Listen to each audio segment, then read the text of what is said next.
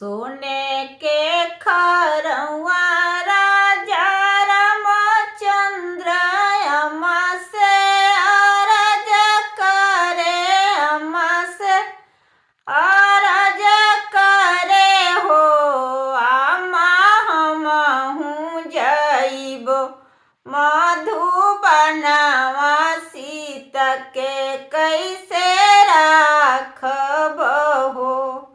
अम्मा हमहू जइबो मधुबनवा, सीता के कैसे राखब हो। जब सीता रही है रहन बीचे, अवरु कहल बीचे हो। ए बबुआ अंगना में पोखरा खोनाएब, सीता के नहवाई बहो। ए बबुआ अंगना में पोखरा खोनाइब, सीता के नहवाई बहो। जब सीता हुई है बेरहनी, तयवरु बे कहलीनु हो। ए बबुआ अधेराती डोलिया फनाइब, नैहर पहुँचाइब हो।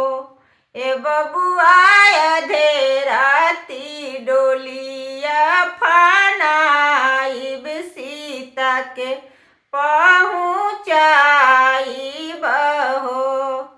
सोने के खरौआ राजा रामचंद्र अम्मा से अरज करे, चाची से अरज करे हो। चाची हमहू जइब मधुबनवा, सीता के कैसे राखब हो। हे चाची हमहू जइब मधुबनवा, सीता के कैसे राखब हो। जब सीता रही है रहन बीचे, अवरु कहल बीचे हो।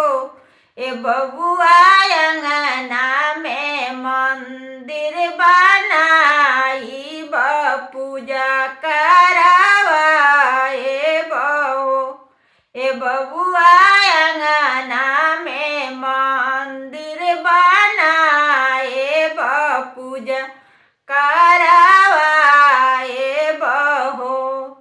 जब सीता हुई है बेरहनी, तयवरु बे कहलीनु हो। ए बबुआ अधेराती डोलिया फनाएब, नैहर पहुँचाएब हो। ए बबुआ अधेराती डोलिया फना